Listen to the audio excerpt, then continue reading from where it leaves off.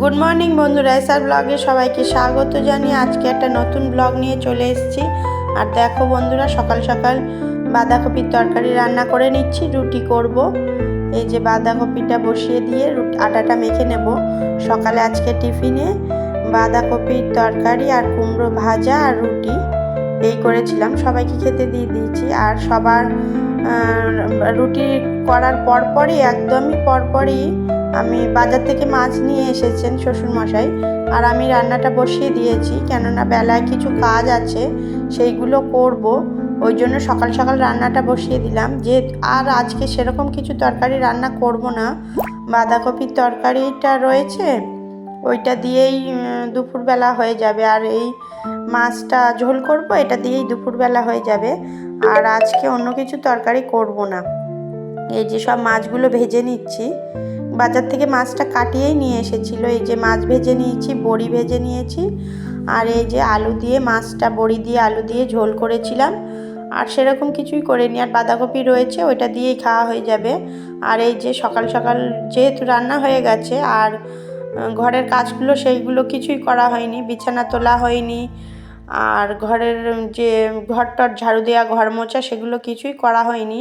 সকাল সকাল আগে রান্নাটা করে নিলাম, তারপরে এখন চুলটা বেশ উঁচু করে বেঁধে নিয়েছি। আর এখন এই ঘরের কাজগুলো করে নিচ্ছি। ওই ঘরটা ঝাড়ু দিলাম, এই ঘরটা ঝাড়ু দিলাম, তারপরে মুছবো। সব ঘরগুলো এইভাবেই মুছে নেব। আর তারপরে কিছু জামা কাপড়ও আছে, ওগুলো কাচবো। কাচার পরে আমি স্নান করে পুজো দিয়ে নেব।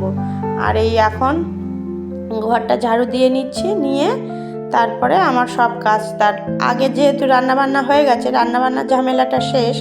আর আজকে যেহেতু বেশি ঝামেলার কোনো রান্নাবান্নাই ছিল না, শুধু বাজার থেকে মাছ নিয়ে এসেছিল আর সবজি তরকারি, আজকে কিছু রান্না করব না। অনেকটাই বাঁধাকপি রয়েছে, সবাই সকালে বেশি বাঁধাকপিটা খাওয়া হয়নি, অল্প খাওয়া হয়েছিল। আর কুমড়ো ভাজা ছিল, ওই দিয়েই সবাই খেয়েছিল।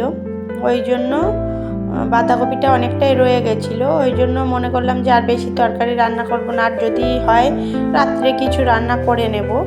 ওই জন্য আর আজকে সেভাবে ঝামেলা নেই বলে একবারে রুটির পরপরই রান্নাটা চাপিয়ে দিয়েছিলাম। আর ওই যে ছোটো মেয়েকে স্কুলে দিয়ে আসবো, ও ঘুরে বেড়াচ্ছে। আর ঘর মোছার সময় আমি আসতে বারণ করি, ওই জন্য উকি মেরে মেরে দেখছে। ওকে এখনও স্কুলে দিতে যাইনি, ঘরটার মুছে কাজ টাজ সেরে নেব, তারপরে আমি যাব ওকে স্কুলে দিতে। এখনও স্কুলের সময় হয়নি, বলছিলাম যে রেডি হয়ে নাও। আর শীতকালে সকাল তো, স্নান করতে একটু ভীষণ বিরক্ত করে।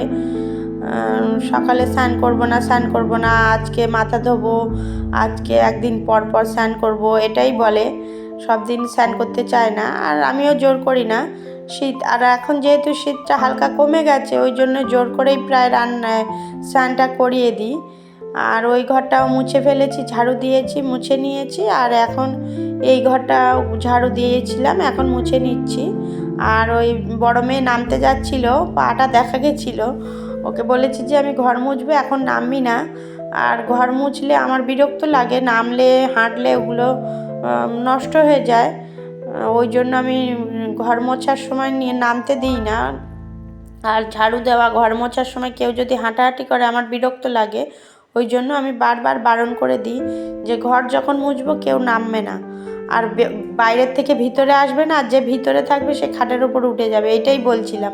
আর বলছিলাম যে তাহলে ফ্যানটা চালিয়ে দিতে, তাড়াতাড়ি ঘরটা শুকিয়েও যাবে। ওই জন্য ওকে বারবার বলছিলাম যে ঘরটা এই ফ্যানটা চালিয়ে দেওয়ার কথা, ফ্যানটা চালিয়ে দিলে ঘরটা শুকিয়ে যাবে। ও তো বলছে তুমি নামতেও দেবে না, আবার ফ্যানও চালাতে বলছো, তাহলে আমি কি করে করব, সেটাই বলছিলাম। আর আমি সেই নিয়েই কথা বলছিলাম।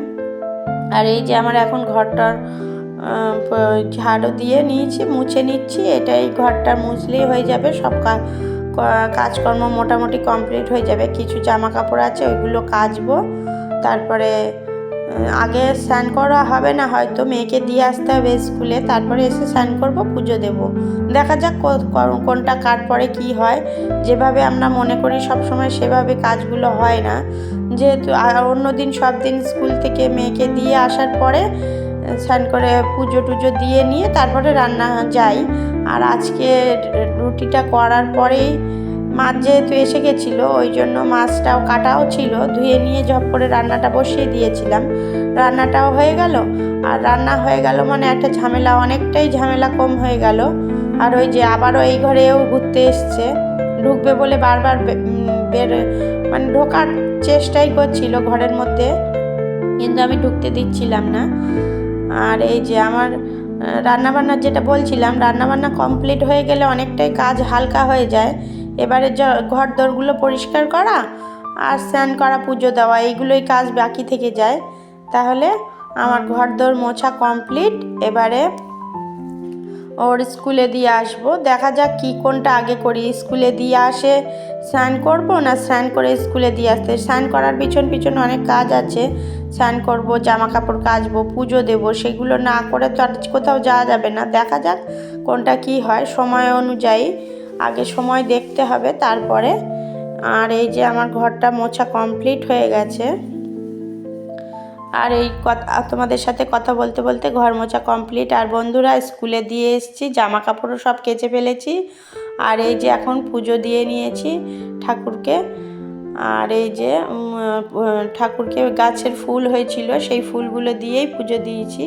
আমার শাশুড়ি মা সকালবেলা ফুলগুলো তুলে রাখেন, আর আমি এখন পুজো দিয়ে নিয়েছি। আর ঠাকুর পুজোতে আমি ভোগ বাতাসাই দিয়েছিলাম, ওই যে বাতাসা দিয়ে ঢেকে দিয়েছি।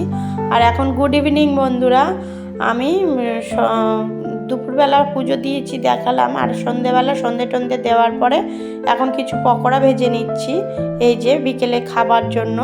আর ভিডিওটি যদি ভালো লেগে থাকে লাইক কমেন্ট শেয়ার করবেন। টাটা, গুড নাইট বন্ধুরা।